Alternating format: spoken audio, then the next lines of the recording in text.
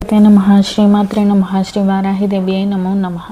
Welcome to YouTube channel Chaganti party talks.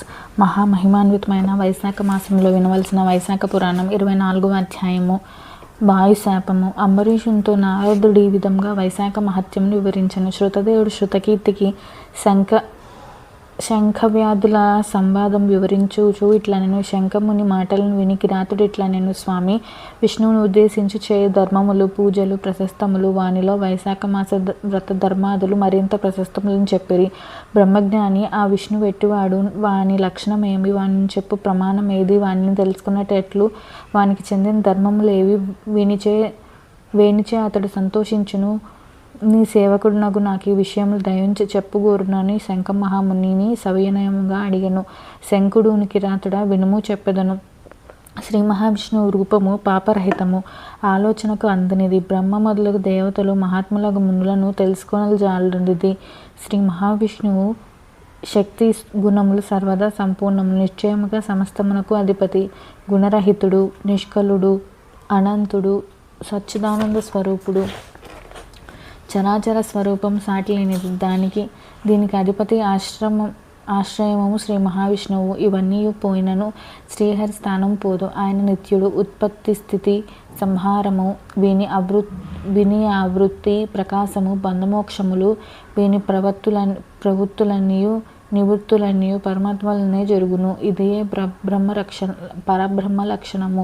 ఇతడే పరబ్రహ్మ అని జ్ఞానుల అభిప్రాయము. జ్ఞానులు శ్రీమన్నారాయణుడే పరబ్రహ్మ అని చెప్పుదురు. చతుర్ముఖ బ్రహ్మమున్నగు వారిలోని బ్రహ్మపదము చతుర్ముఖాదుల్లో సార్థకం కాదు.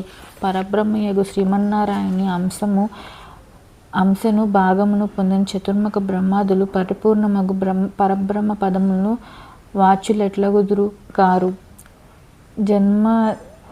జన్మధ్యస్యతః అను సూత్రం వలన శ్రీమన్నారాయణుడే సర్వవ్యాపకమగు పరబ్రహ్మ పదార్థమని వేదాంతం కూడా నిర్ణయించినది. శాస్త్రములు, వేదములు, స్మృతులు, పురాణములు, ఇతిహాసములు, పంచరాత్రాది ఆగములు, భారతము మున్నగు వాని చేతన పరబ్రహ్మయగు శ్రీమన్నారాయణ తెలుసుకొన వీలుగగును.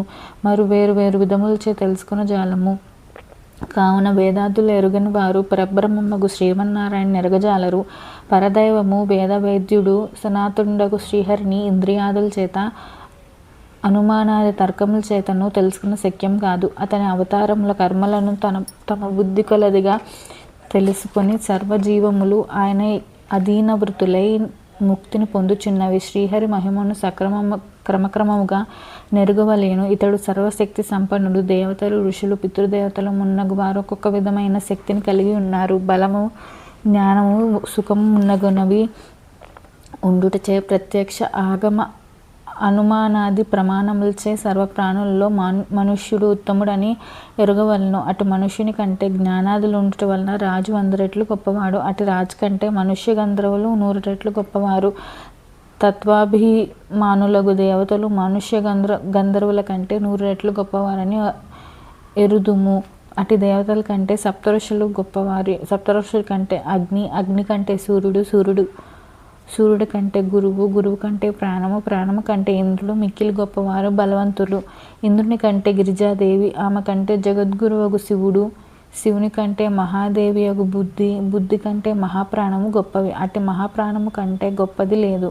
ఆ ప్రాణం నందే సర్వము ఉన్నది. ఆ ప్రాణం నుండియే ప్రాణాత్మకమగు విశ్వము పుట్టినది. సర్వము ప్రాణం నందే కూడి ఉన్నది. ప్రాణం వలననే సర్వం కదుల్చున్నది. నల్లని మబ్బు వల్లే ప్రకాశించు నీ ప్రాణమును సర్వాధారమని పెద్దలు చెప్పుచున్నారు.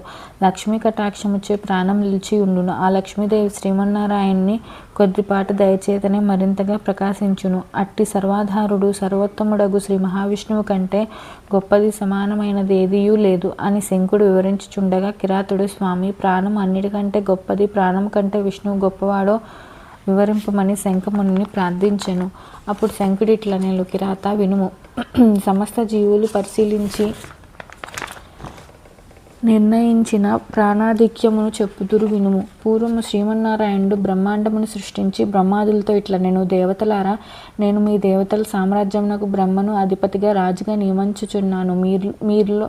మరి మీలో గొప్పవారెవరో చెప్పిన వాణ్ణి యువరాజుగా చేదును. అతడు శీలము, శౌర్యము, ఔదార్యము మున్నగు గుణములను కలిగి ఉండవలను అని శ్రీహరి పలకగా నింద్రాదులు నేను గొప్ప అనగా నేను గొప్ప అని పరస్పరం వివాదపడిరి. కొందరు సూర్యుడు గొప్పవాడని, కొందరు ఇంద్రుడు గొప్ప అని కొందరనిరి. కొందరు ఏమీయో అనక మౌనంగా ఉండిరి. ఇంద్రాది దేవతలు యువరాజు పదవికి తమలో తగిన వారెవరో తెలియక నిర్ణయించుకోలేక శ్రీమన్నారాయణ కడికి పోయి ఆయన్నే అడిగిరి. అప్పుడు శ్రీహరి నవ్వుచు, విరాట్ పురుషుడు సృజించిన ఈ స్థూల దేహము వైరాజమనబడును. ఈ దేహము చాలామంది దేవతల అంశరూపం నుండిరి. ఏ దేవుడు ఏ దేవుని అంశ ఈ శరీరం నుండి బయటకు వచ్చినా ఈ దేహం పడిపోవునో, ఎవరు ప్రవేశించినా లేచునో అతడే ఆ దేవుని అంశే. బ్రహ్మ తరువాత యువరాజు పదవికి తగిన దైవమని పలికెను. శ్రీహరి చెప్పిన మాటలకు దేవతలందరూ అంగీకరించిరి. స్థూల శరీరమును పాదం నుండి ముందుగా జయంతుడను దేవశ్రేష్ఠుడు వెలుపలకు వచ్చెను. అప్పుడు ఆ శరీరం నడవలేక ఉండెను, కానీ వినుట చూచుట మున్నగు సర్వకార్యములు చేయుచుండెను. అప్పుడు ఆ దేహిను కుంటివాడెనిది. స్థూల దేహమును గుహ్య వయం నుండి దక్షుడని ప్రజాపతియులకు వచ్చెను. అప్పుడు ఆ ప్రాణికి ఉపభోగ శక్తి లేకపోవటచే నపుంసకుడు అనిరి. దక్ష ప్రజాపతియులకు వచ్చెను. శరీరం పడిపోలేదు, వినుచు చూచుచు పలుకుచు గాలిని పీల్చుచూ ఉండెను. తర్వాత హస్త ప్రదేశం నుండి ఇంద్రుడు వెలుపలకు వచ్చెను. అప్పుడు ఆ దేహిని హస్తహీనుడనిరి. ఆ శరీరం ఇంద్రుడు బయటకు వచ్చినను చూచుట మున్నగు వాణ్ణి చేయుచునే ఉండెను. తర్వాత కన్నుల నుండి సూర్యుడు వెలుపలికి వచ్చెను. చూపలేకపోయినను కానీ ఆ శరీరం వినుట మున్నగు పనులు చేయుచుండెను. దేహం ముక్కు నుండి అశ్విని దేవతలు వెలుపలకు వచ్చిరి.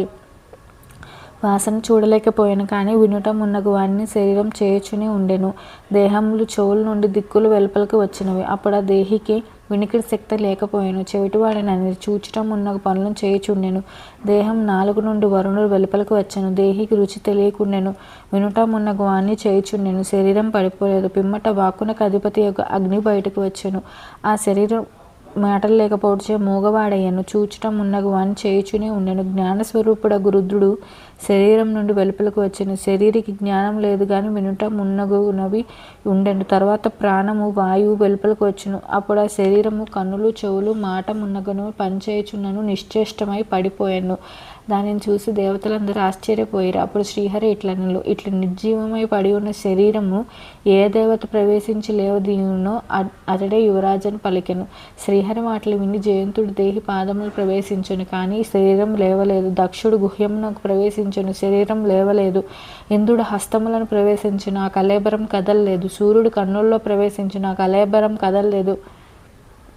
దిక్కులు చెవుల్లో ప్రవేశించిన ఆ కళేబరం కదలలేదు. అగ్ని ప్రవేశించిన ఆ కళేబరం నుండి మాట రాలేదు.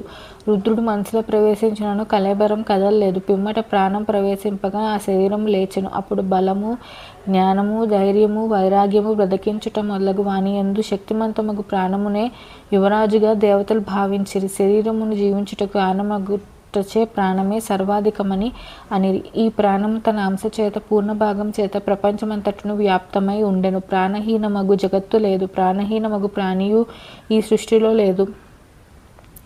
అట్టి ప్రాణహీనమునకు వృద్ధి లేదు.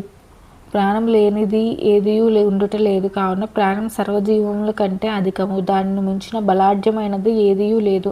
ప్రాణము కంటే గొప్పవారు సమానులు ఎవరూ ఉన్నట్లుగా ఎవరునూ చెప్పలేదు, చూడలేదు. ప్రాణదేవుడొక్కడే ఆయనను ఆయా పనులు చేర్చే బహుస్వరూపుడగుచున్నాడు. కావున ప్రాణము సర్వోత్తమముని ప్రాణోపాసన పరులును చున్నారు. సర్వసృష్టికి వినాశనం స్థితికి ప్రాణదైవమే సమర్థము.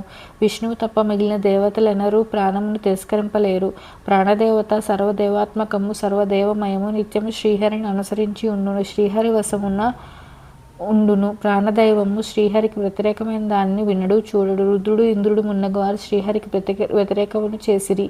ప్రాణదైవ మాత్రం శ్రీహరికి ఎప్పుడు వ్యతిరేకమును చేయుదు. కావున ప్రాణం శ్రీహరికి బలమనిది.